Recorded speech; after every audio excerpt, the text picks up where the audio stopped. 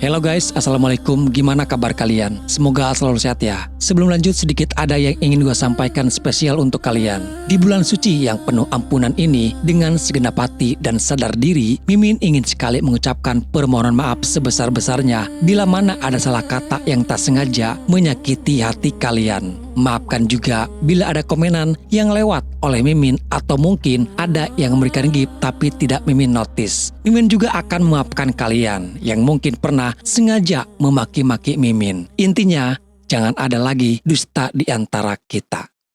Oke, untuk menemani ngabuburit atau luang waktu kalian, di sini gue bakal ngebahas sebuah film horor terbaru dari Australia yang berjudul Diabolik, rilisan tahun 2025. Film ini cukup layak untuk kalian tonton guys, karena mempunyai cerita yang cukup solid, berfokus tentang masa lalu kelam yang pernah dialami Alice hingga masa lalu itu membuat dia sekarang tidak pernah mengenal siapa dirinya sendiri.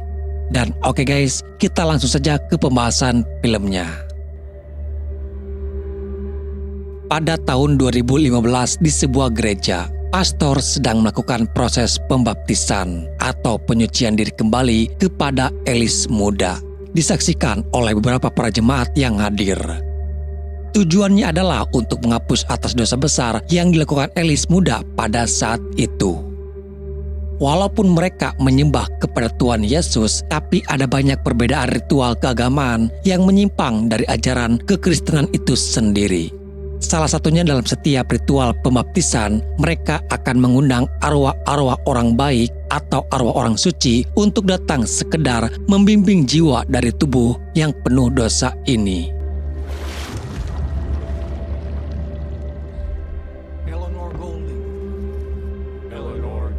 Sampai datanglah Alma, salah satu petinggi gereja, memberikan selebaran kertas surat perintah dari para tetua lainnya yang menyuruh pendeta membaptis Alice atas nama Laure. Dan ketika nama itu disebutkan, lampu lilin tiba-tiba padam. Aura langsung terasa berbeda. Lalu, sosok tak terlihat menarik tubuh Alice masuk ke dalam air. Sungguh semua di luar dugaan mereka. Pastor mencoba menolong tubuh Alice dari dalam air. Tapi dalam pandangan Alice, ia justru melihat ada sosok wanita bergaun pink dengan wajah mengerikan.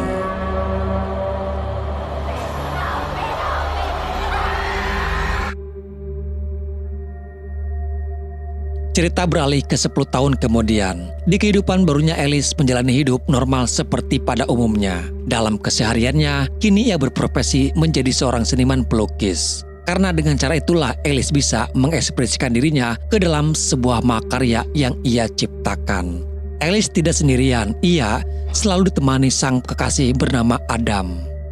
Mereka berhubungan sudah cukup lama dan bisa dikatakan Adam cukup kuat menjalani hubungan ini. Bukan mereka tak saling cinta, tapi masalah utamanya adalah Alice sama sekali tidak mau disentuh. Setiap kali Adam mengajak bermesraan, Alice selalu menolak dengan berbagai alasan apapun yang keluar dari dalam mulut Alice. Beruntung Adam berhubungan dengan Alice bukan atas dasar nafsu. Dia sangat mengerti dan memang seharusnya mereka menikah dulu agar tidak menjadi haram.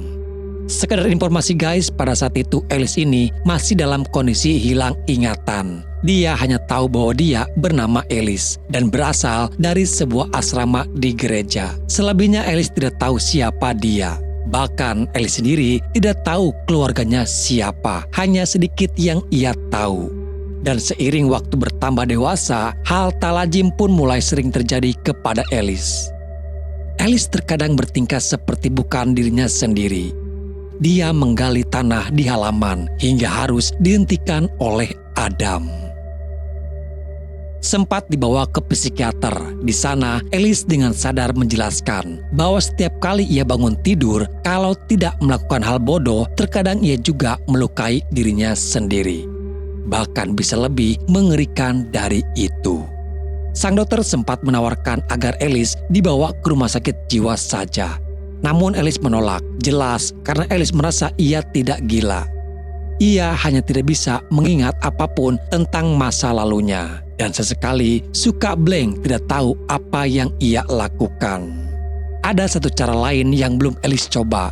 Dari beberapa kasus serupa, Orang yang hilang ingatan seperti Alice kemungkinan hanya bisa disembuhkan dengan satu cara, yaitu Alice harus kembali ke gereja itu. Karena tidak ada tempat lain yang Alice ingat selain gereja tersebut. Mungkin di sana secara lingkungan mendukung untuk memulihkan ingatan Alice. Dan kebetulan sang dokter juga ada kenalan warga lokal sekitar gereja yang nanti akan membantu Alice di sana. Tapi fakta sejarah, di gereja itu juga Alice pernah diusir. Bagi Alice, ia sudah tidak ada pilihan lain selain memang harus kembali ke sana daripada ia harus mendekam di rumah sakit jiwa. Karena keputusan Alice sudah bulat dan tetap nekat akan ke sana, Adam sebagai kekasih tentu hanya bisa mendukung dan membantu dan akan menemani Alice ke sana. Di pagi harinya, mereka pun mempersiapkan segala sesuatunya. Dan ternyata mereka tidak hanya berdua saja. Alice juga mengajak sahabatnya yaitu Gwen. Sebagai sahabat, Gwen merasa senang dilibatkan dalam urusan ini. Gwen dan Adam terlihat sudah saling mengenal satu sama lain. Jadi sudah tidak ada lagi keraguan di antara mereka. Perjalanan menuju tempat tujuan ternyata sangat jauh, berada di sebuah daerah pegunungan terpencil. Di perjalanan itu, Alice juga sudah janjian temu dengan para penyembuh yang akan mereka temui nanti. Di lain tempat, kita juga diperkenalkan kepada Alma bersama putranya yang bernama Hairun. Diketahui kalau merekalah para penyembuh itu. Sudah sejak dari dulu keluarga Alma memang dikenal dengan pengobatan kejiwaan. Dan sekarang pengobatan tersebut turun-temurun kepada Alma yang dibantu Hairun sebagai asistennya. Tapi ternyata praktek pengobatan itu sudah lama dihentikan. Dan keluarga Alma tidak pernah lagi membuka praktek untuk mengobati pasien lagi. Berhubung di sini pasiennya adalah Alice yang ternyata mereka sangat mengenalnya. Hairun mencoba membujuk Alma agar mau menolong Alice. Apalagi Hairun merasa kalau apa yang terjadi kepada Alice sekarang itu karena ulahnya di masa lalu. Mendengar itu, Alma seketika berteriak, berkata agar Hairun diam dan tidak membicarakan tentang masa lalu. Kembali kepada Alice, akhirnya mereka pun sampai di gereja itu. Gwen sempat bertanya, kenapa gereja tempat pembaptisan ini bisa berada di tengah hutan. Dari apa yang Alice dengar, kalau dulu ceritanya daerah ini cukup ramai. Banyak rumah yang dibangun, namun terjadi banjir bandang dahsyat yang menghanyutkan seluruh rumah-rumah warga termasuk gereja itu. Tapi di antara semua bangunan, hanya gereja itu yang masih utuh dan terdampar di situ dari dulu hingga sampai saat ini. Saat Alice dan Gwen memeriksa ke dalam gereja, di luar Adam tersengaja melihat ada sebuah pintu masuk ruang bawah tanah yang masih terkunci. Setiap detail yang Alice lihat di dalam gereja, perlahan itu juga seperti memberikan penglihatan-penglihatan yang dulu pernah dialami oleh Alice. Alice terus berkeliling mencari sesuatu yang mungkin akan membantu memulihkan ingatannya. Sampai di salah satu ruangan, ia menemukan gambar dengan ada tulisan Clara dan Alice. Tepat di atasnya ada sebuah kotak dan ia menemukan sebuah foto. Dengan foto itu, secara perlahan bayang-bayang masa lalu perlahan mulai terlihat. Alice keluar dari ruangan itu, namun sebuah bisikan terdengar. Dan Alice melihat samar sosok wanita berdiri menghadap ke arahnya. Tapi tak lama bayangan itu hilang.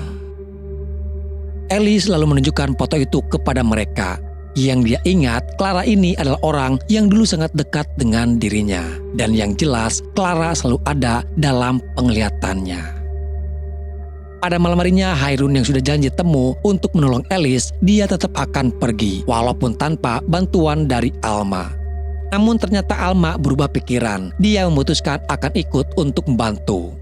Berhubung di sana tidak ada tempat berlindung, Adam dan yang lainnya memutuskan untuk membuat tenda sementara. Dan tak lama, Hairun bersama Alma pun datang.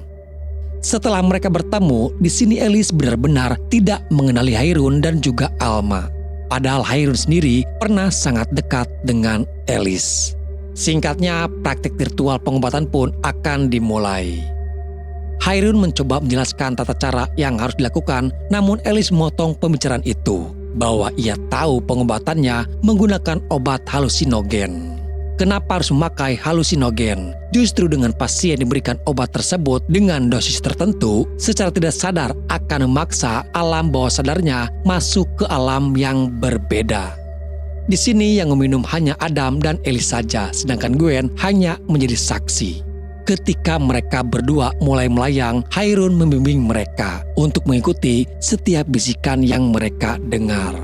Sampailah Alice mendapati bayangan saat ia bersama Clara.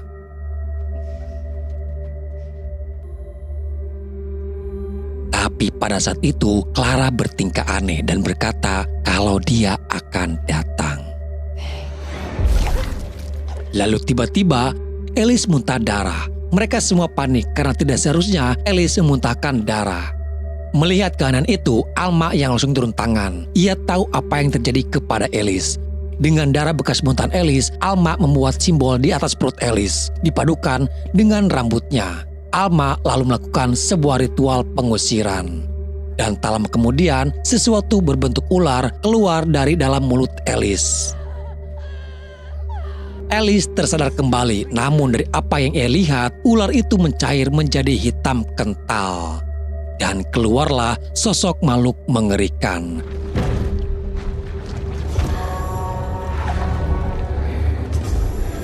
Tapi penglihatan itu kini kembali normal. Dan Alice sekarang bisa merasakan lega di tubuhnya. Di pegarinya Alma berkata, seharusnya penyakit itu tidak akan mengganggunya lagi. Dan Alma juga mengingatkan agar mereka untuk segera pergi dari tempat ini. Bukannya langsung pergi, tapi Alice tetap masih ingin tinggal di sini. Tubuhnya memang sudah lebih merasa sehat, tapi tidak dengan ingatannya yang belum kembali pulih. Justru dengan dia berada di sini, sedikit demi sedikit bayang-bayang masa lalunya mulai sering terlihat, dan itu membantu memulihkan ingatan Alice. Terutama ia mengingat kenangannya bersama Clara. Di sini Alice menceritakan kisahnya dengan Clara, kalau ternyata Clara dan Alice saling jatuh cinta. Bahkan Alice berani mengungkapkan bukan hanya sekedar hubungan cinta, tapi mereka pernah berhubungan biologis. Mendengar cerita itu membuat Adam sakit hati dan kecewa. Mungkin inilah alasan kenapa Alice selama ini tidak mau disentuh oleh Adam. Karena hasrat Alice sudah menyimpang. Terjadilah pertengkaran hebat dan Alice yang marah malah pergi masuk ke dalam hutan. Di dalam hutan ia kembali melihat bayangannya bersama Clara yang mengarahkan Alice ke sebuah tumpukan bebatuan. Dan tanpa diduga ia menemukan sebuah kunci.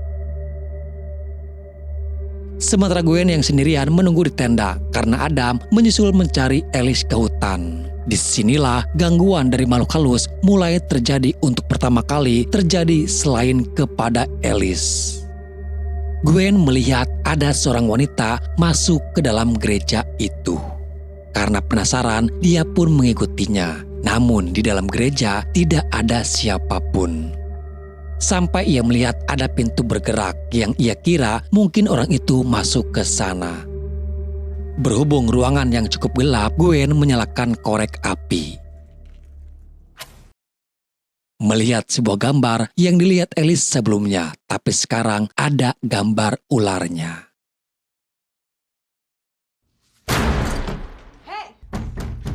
Pintu itu terkunci dengan sendirinya.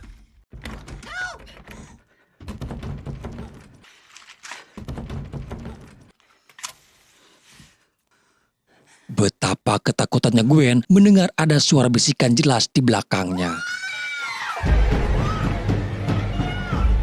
Beruntung tak lama Alice dan Adam kembali membantu Gwen keluar dari sana. Sekarang keanehan terjadi di luar, di mana mereka menemukan banyak bangkai-bangkai hewan yang digantung di depan gereja.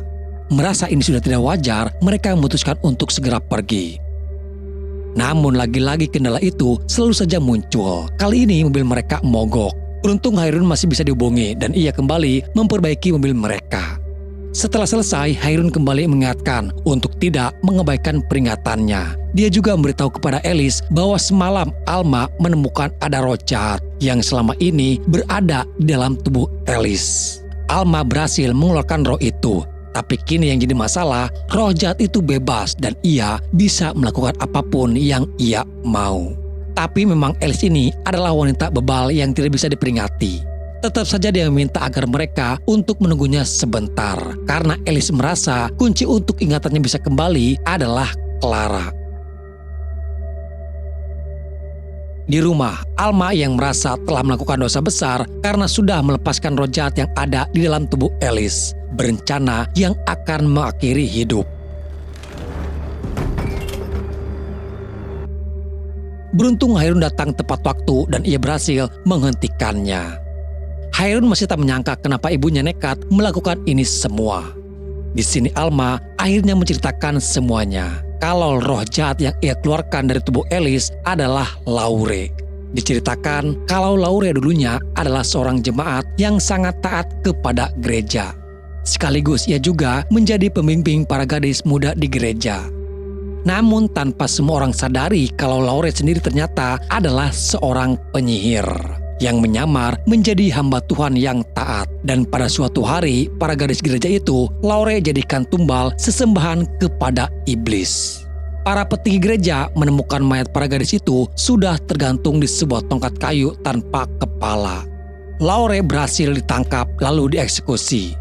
Dalam sekaratnya, Laure bersumpah kalau dia akan datang untuk menuntut balas kepada gereja. Lalu pada malam itu, ketika Alice dibaptis di awal film, biasanya pastor memanggil arwah orang suci untuk membimbing jiwa Alice yang telah melakukan dosa besar. Tapi karena Alma yang merasa takut kalau bait suci gereja ternodai oleh dosa Alice, dia malah memerintahkan pastor untuk menyebut nama arwah Laure dalam pembaptisan itu. Tak diduga arwah Laure benar-benar datang dan terjebak di dalam tubuh Alice. Dan sekarang setelah Alma membantu menyelamatkan Alice, sebenarnya itu bukan membantu menyelamatkan Alice, tapi justru Alma sudah melepaskan roh Laure yang selama ini terpenjara di dalam tubuh Alice. Dan ketika waktunya tiba, Laure pasti akan kembali mengambil tubuh Alice untuk dia jadikan inangnya. Tak lama, Laure datang tanpa Hairun sadari bahwa dia ada di belakangnya lalu merenggut nyawa Alma. Kembali kepada mereka yang sampai malam hari masih berada di sana. Di sini akhirnya terbongkar sebuah rahasia kecil, yaitu tentang orang-orang terdekat Alice. Ternyata mereka tak lain hanyalah para pengkhianat. Adam dan Gwen selama ini menjalin hubungan. Adam akan meninggalkan Alice setelah Alice benar-benar sembuh, tapi Gwen tidak mau sabar. Dan pembicaraan itu terdengar langsung oleh Alice sendiri. Alice yang marah dan sakit hati kabur masuk ke dalam hutan. Dan di sini ingatannya perlahan kembali mulai pulih. Seperti sebuah kepingan puzzle yang menyusun sebuah cerita. Mungkin kalian bertanya dosa besar apa yang Alice lakukan hingga ia harus dibaptis lagi. Seperti yang sudah gue singgung sebelumnya, kalau Alice dan Clara adalah lesbian hingga mereka melakukan perbuatan yang tidak pantas. Dan pada kejadian itu, Hairun memergoki mereka yang padahal Hairun ini jatuh cinta kepada Alice. Hairun yang kecewa melaporkan kejadian ini kepada ibunya yaitu Alma. Tentu apa yang dilakukan Alice dan Clara tidak bisa dianggap permasalahan yang sepele. Bahkan ayahnya Alice marah besar dan kecewa. Ayahnya terpaksa harus merelakan Alice dibawa untuk dibaptis dan Alice diusir oleh keluarganya sendiri. Gwen dan Adam mencari Alice namun tidak pernah ditemukan. Malah teror dari Laure kini menghantui keduanya.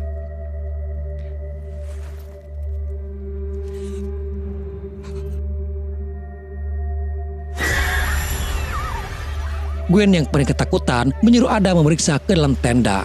Sementara ia sendiri malah kabur dengan mobil. Alice diarahkan ke sebuah pintu masuk ruang bawah tanah. Yang memang kunci yang ia temukan itu adalah kunci untuk masuk ke sana.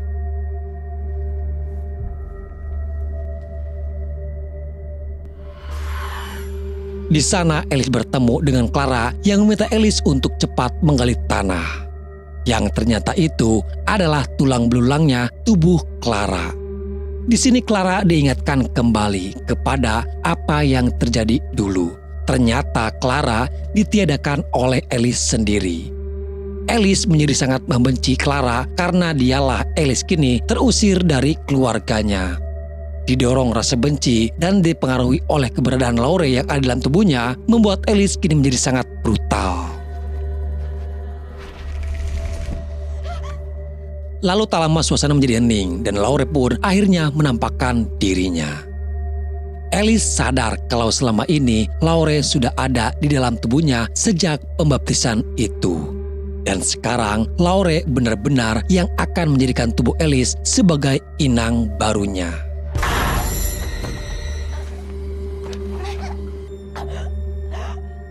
Laure tidak ingin orang yang terlibat dengan kejadian ini selamat.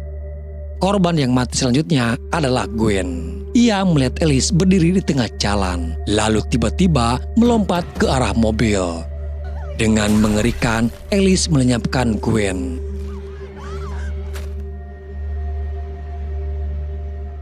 Di sisi lain, Hairun dalam perjalanan malah kembali ke gereja itu lagi. Kini Adam dan Hairun menyaksikan rohnya Laure benar-benar bisa menyatu dengan tubuh Alice. Mereka berdua tidak bisa keluar dari sana. Dan korban selanjutnya adalah Hairun. Memasukkan kepala Hairun ke dalam bak berisikan air hingga tewas. Tak sampai di sana, ia juga menghancurkan tubuh Hairun. Alice kini bukan lagi Alice yang Adam kenal. Dia adalah iblis yang tanpa belas kasih melenyapkan siapa saja tanpa pandang bulu.